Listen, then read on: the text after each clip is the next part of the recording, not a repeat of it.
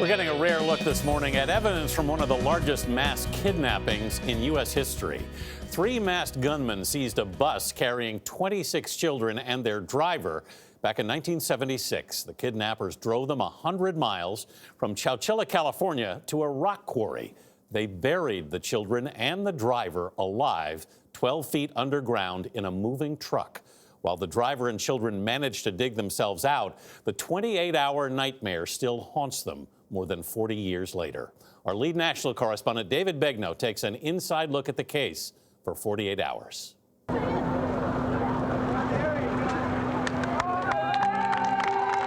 It was the summer of 1976 when this bus pulled into the small town of Chowchilla, California. Inside the bus were 26 traumatized children. Outside were their frantic parents.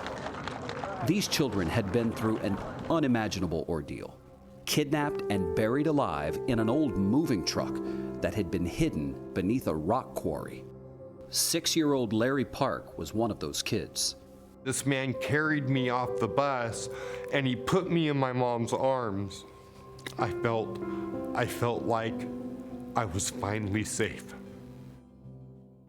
14-year-old Michael Marshall and the bus driver piled up mattresses that were in the hole, and after 16 hours in darkness, they managed to dig their way to safety. I'm giving it everything I got, and all the kids are cheering me on, you know. Come on, Mike, you can do it, you can do it. Police immediately zeroed in on 24-year-old Fred Woods. He was the son of the man who owned the rock quarry, and 2 of Fred Woods' friends, James and Richard Schoenfeld. Jill Klinge is an assistant district attorney in Alameda County. Fred Woods had keys to that quarry. Investigators executed a warrant to search Fred Woods' father's estate, and they found a treasure trove of evidence there, now shared with 48 Hours. This crime was planned out for a year and a half in intricate detail. You actually have a document labeled Plan, and it sets out the way they were going to commit the kidnapping. They also recovered a draft of a ransom note. They were going to ask for $5 million from the state of California. But the kidnappers were never able to deliver their demand. When they tried to call the Chowchilla Police Department, because of the number of calls that were coming in worldwide, the phone lines were jammed. They couldn't get through, so they took a nap. And by the time they woke up, they saw on the news that the kids had been found. So they were never able to request their ransom.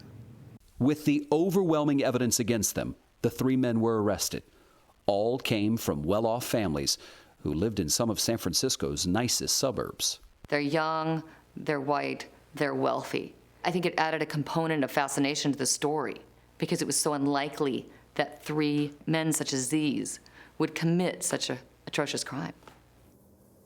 And David is at the table with us this morning. Good morning, David. What do we know about the motive of the kidnappers exactly? So this is really interesting, and this is a quote here. They said we needed multiple victims to get multiple millions, and so we picked children because they're precious.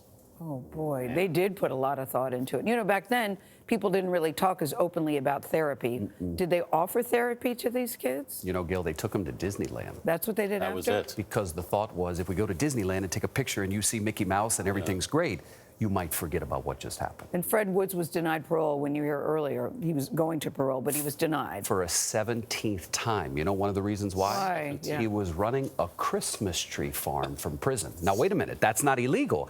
You just have to ask the warden for permission, and he didn't. And the other 2 kidnappers? They're free. They're out. They followed the rules, got parole. All right, David, thank you. You can see David's 48 Hours report, Live to Tell, the Chowchilla kidnapping, Saturday night at 10, 9 Central, right here on CBS.